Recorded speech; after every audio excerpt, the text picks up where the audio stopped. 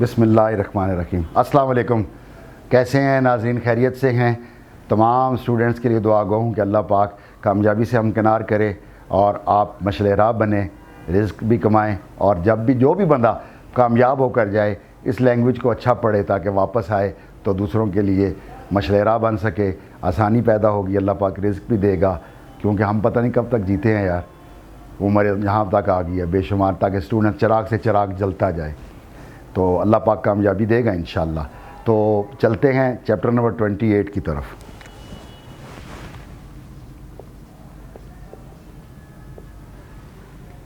ईशी फाल्गुआ chapter number 28, इसका जो heading है हमारे पास वो है थोंगजांग उल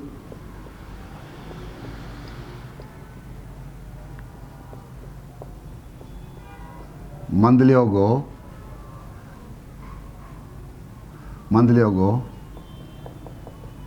वासयो।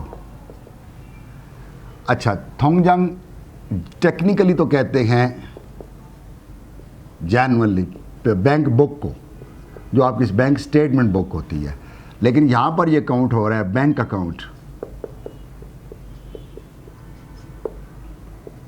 बैंक अकाउंट मैं इंग्लिश में शुरू कर देता हूँ, हालांकि मैं नहीं चाहता कि दो ज़बानों का लोड पड़े।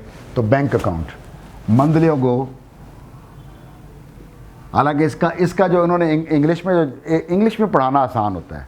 आई कम टू हेयर, ठीक है, उसने कहा कि I come to open a bank account. I come to open a bank account, मैं बैंक अकाउंट खोलने के लिए आया हूँ। मंदल आपको पता है बनाना होता है टू मेक, लेकिन यहाँ पर क्या आ रहा है, या बनाना नहीं लिखेंगे, खोलने के लिए लिखेंगे। एक्चुअली तो मेक है, बनाना इसका नाम है, कोई चीज़ बना। वासो आया हूँ, ये फेल माजी आ गया यहाँ पर आपका, आया हूँ, ठीक है जी। आया था नहीं, आया हूँ भी, ठीक है, जिसको हम कहते हैं माजी करीब। तो थमजंगुल मंदलियोगो वासो, मैं बैंक अकाउंट खोलने के लिए आया हूँ या बैंक अकाउंट बनाने के लिए आया हूँ। तो ये हमारा हेडिंग है आज का। इसमें हमारी जो ग्रामर आ रही है उसको पहले देख लेते हैं। मुनपोप ग्रामर में हमारे पास आ रहा है आपके लिए, आपका वर्ब होगा, वर्ब के साथ आप लिखेंगे विद द पश्चिम उर्योगो, और विदाउट द पश्चिम आप लिखेंगे रियोगो, ठीक है। मसलन इसका मतलब है फॉर, के लिए। यहाँ पर ये ग्रामर जो यूज़ हो रही है इस सेंस में हो रही है के लिए, जैसा कि मोगोरेगो खाने के लिए, ठीक है। और इसमें आएगा एर, विदाउट पश्चिमा हार्योगो, ठीक है, काम करने के लिए, काम करने के लिए। तो विद द पश्चिम आप उर्यो लगाएंगे और विदाउट द पश्चिम आप लगाएंगे रियोगो। लेकिन एज इट इज़ रियल का चूँकि हमारे पास एक सिस्टम चला आ रहा है। अब देखें यहाँ पर ये था मंदलेगो, इसी लफ्ज़ को ले लेता हूँ मैं, सपोज यहाँ पे रियल मौजूद है, ये था मंदल दा लफ्ज़ है, तो विद द पश्चिमा में लिखा है उर्योगो आना चाहिए, उर्योगो। लेकिन ये गलत हो गया, इसको ऐसे नहीं करना। जब किसी भी वर्ब का एंड फाइनल कॉन्सोनेंट रियल हो तो उसमें आपने ऊ को काट देना है, उसमें ये लगेगा, इसको हम लिखेंगे ये यहाँ पर मंदलियोगो। अब देखो मंदलियोगो, चूँकि उसमें लाइजन रूल आ रहा है और इसमें आपका लेटराइजेशन रूल यूज़ हो गया है, तो ये लिसनिंग में बड़ी मतलब है प्रॉब्लम होती है अगर ये चीज़ें समझ ना हो तो मंदरयोग नहीं होगा, मंदरयो बनाता हूँ जैसे, ठीक है। तो जगह मंदलियोगो, तो दोनों में रियोगो और लियोगो दोनों में फ़र्क आ गया ना, लिसनिंग में फ़र्क पड़ गया, पता नहीं क्या तलफ़्फ़ुज़ ज़्यादा, क्या स्पेलिंग थे। तो वो आपका जो टेस्ट होता है वो यही होता है कि इधर 4 ऑप्शन में से जो लफ्ज़ लिखे करीब क्या कौन से हैं, तो वहाँ पे एक्चुअली टेस्ट अब जो थोड़ा कैसे टफ हो गया, थोड़ा वो ग्रामर बेस्ड हो गया। ग्रामर की उसमें छोटी सी एक आपकी गलती से आपका जवाब गलत हो सकता है, इसलिए इन चीज़ों को गौर से ध्यान से लिखिए। अगर फाइनल कॉन्सोनेंट रियल हो तो फिर रेओगो नहीं लगाना, सिर्फ रेओगो लगाना है, क्योंकि उसका जब भी होगा फिर वो लिटरलाइजेशन में इसकी आवाज़ हमेशा हमेशा एल की आएगी। मंदल्योगो इसकी जो मैं बात कर रहा हूँ, इसकी आवाज़ हमेशा जो आएगी वो किसके लिए आएगी? एल की। मंदल्योगो वासोयो, ठीक है जी, बनाने के लिए आया हूँ। इसलिए फालतू में अगर कोई फिक्र लिखूँगा फिर आपके लिए वही प्रॉब्लम आएंगे। जैसे ये लिखा है कि चौनन फाबुल मोगोरियो शिकतांगे खाए, मैं खाना खाने के लिए रेस्टोरेंट जाता हूँ। चौनन इरहारोगो खोंगजंगे खाए, मैं काम करने के लिए फैक्ट्री जाता हूँ। ठीक है, ये इनका मैं फ़िक्र और भी 2 लिख सकता हूँ, लेकिन चूँकि पूरा चैप्टर पढ़ा है लंबी हो जाती है वीडियो बहुत, तो इसको समझ आ गया है तो ठीक है, वरना फ़िक्र 2 लिखने में तो मसला नहीं है। ठीक है, क्योंकि इसकी सेकंड जो ग्रामर है वो भी मौजूद है ना, फिर बोर्ड अरेज करना पड़ता है मुझे। अच्छा, जो सेकंड इसकी मुनपब 2 है, मुनपब 2, ये थी मुनपब 1। ठीक है जी, मुनपब 2 में आ गया है उम्योन थेदा और म्योन थेदा। ठीक है जी, उम्योन थेदा और म्योन थेदा। हम जो पहले पढ़ रहे थे ग्रामर, उसमें आ गई आपकी इंटेंशन कि आप क्या करना चाहते हैं उसके लिए।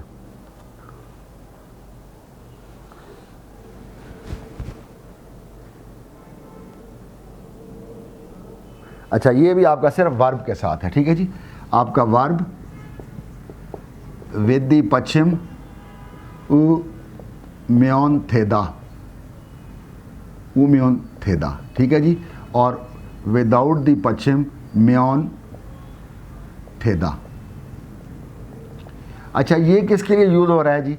ये इसके लिए यूज़ हो रहा है कि जहाँ पे इसको आम सादा अल्फाज में बयान करूँ तो एनफ, सफिशेंट।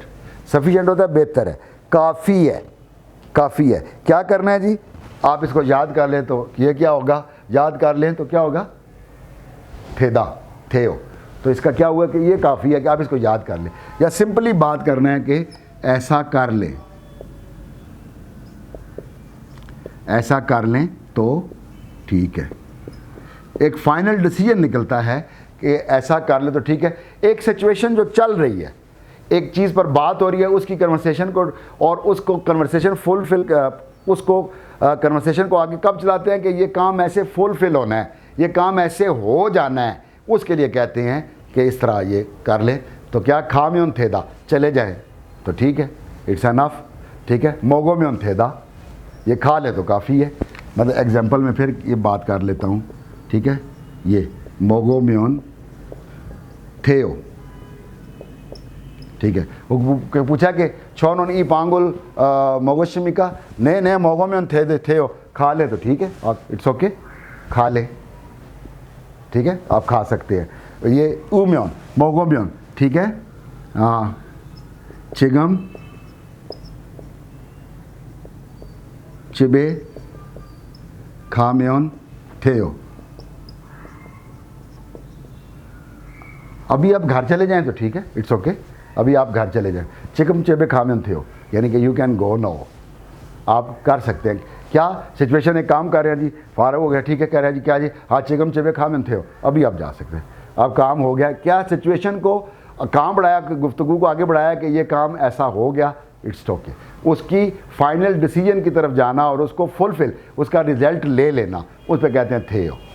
इसको कहते हैं विद द पश्चिम उम्योन थेओ और विदाउट द पश्चिम म्योन थेओ। अच्छा, फिर वो बात रियल की आएगी। मैं हमेशा रियल की तरफ से रहता हूँ, खाइफ रहता हूँ कहीं आप लोग भूल ना जाएं किसी का भी। ये लफ्ज़ था ना मंदल्यो, ये भी हमने पढ़ा, ठीक है, मंदल का लफ्ज़ है ना, तो यहाँ पर आना चाहिए मंद्रो म्योन थेओ, बना लें तो ठीक है, लेकिन ये फिर गलत है, इसको हमने काटना है। ये लिखा जाएगा, ठीक है, मंदल म्योन थेओ। अगर बाकी कोई भी होगा तो सब के साथ ऊ म्योन लगेगा, फाइनल कॉन्सोनेंट पश्चिम के साथ, ठीक है, जहाँ पे जैसे मैंने लिखा है। लेकिन अगर रियल पश्चिम होगा तो फिर ऊ म्योन नहीं लगेगा, सिर्फ म्योन लगेगा। इसका ये फिर ख्याल करना। रियल का अक्सर यही गलतियाँ आती हैं। अगर ये चीज़ें चंद नुक्ते पकड़ेंगे तो आपको, चूँकि MCQs टाइप है, ऑप्शन में अगर आपको रीडिंग आ गई है, रीडिंग आप अच्छी कर रहे हैं और लिख रहे हैं, और रीडिंग तब ही आती है जब आप लिख पाते हैं, जब आप लिखना अच्छा शुरू कर देते हैं। जितना लिखेंगे उतनी अच्छी रीडिंग बन जाएगी। और चूँकि हमें एक एक क्वेश्चन का टाइम 1 मिनट होता है हमारे पास, तो उसमें आपने एक क्वेश्चन भी पढ़ना है, फिर उसका नीचे जो पैराग्राफ है वो भी पढ़ना है, फिर 4 ऑप्शन भी पढ़ने हैं, फिर जवाब देना है। तो 1 मिनट उसके लिए बहुत कम है। लेकिन अगर आपकी रीडिंग ठीक हो तो कुछ भी नहीं, आप वो 20 सेकंड में कर जाएंगे, 30 सेकंड में कर जाएंगे। रीडिंग वाला को जब कर रहे हो तो आप उसमें आधे घंटे में आपने अगर 20 क्वेश्चन करने हैं तो आप 20 मिनट में कर जाते हैं, ठीक है। लेकिन रीडिंग और उस पर ख्याल किसका रखना है, ग्रामर बेस्ड है। अब मैं ग्रामर पे ज़्यादा तवज्जो शुरू से देता हूँ अल्हम्दुलिल्लाह, इसीलिए मज़ीद इस पर अक्सर तलकीन करता रहता हूँ कि ग्रामर को ज़रूर मद्देनज़र रखें कि आपका ग्रामर बेस्ड टेस्ट है, ठीक है। और लिसनिंग का पेपर आपके इन चीज़ों से हल होता है, मंदरोयो, मंदलियो म्योन, मंदल म्योन, ठीक है। ये अजीब सी बात है, ठीक है, कि कहाँ पे जो वॉइसेस चेंज होती हैं, प्रोनाउंसिएशन जहाँ पे चेंज होती है, लेकिन लफ्ज़ का मतलब वही रहता है, वो आपको कंफ्यूज करता है। इन बातों को अगर रीडिंग रूल्स ठीक पढ़े हों और कोई प्रॉब्लम नहीं होती। जैसे 5 रीडिंग रूल्स हैं हमारे, ठीक है। कौन कौन से हैं, लाइजन, ठीक है, एस्पायरेशन, लेटरलाइजेशन और टेंसिंग और नेजलाइजेशन। तो ये चीज़ें साथ साथ अगर आप उनको दोहराते रहें, तो मैं आपको चैप्टर पे भी दोहराता रहता हूँ साथ साथ। इन चीज़ों का ख्याल रखिएगा। रियल का फिर कह रहा हूँ ख्याल रखिएगा, जब भी रियल आएगा वो म्योन नहीं लगेगा, सिर्फ म्योन लगेगा। तो चलते हैं चैप्टर नंबर 28 की बुक की तरफ।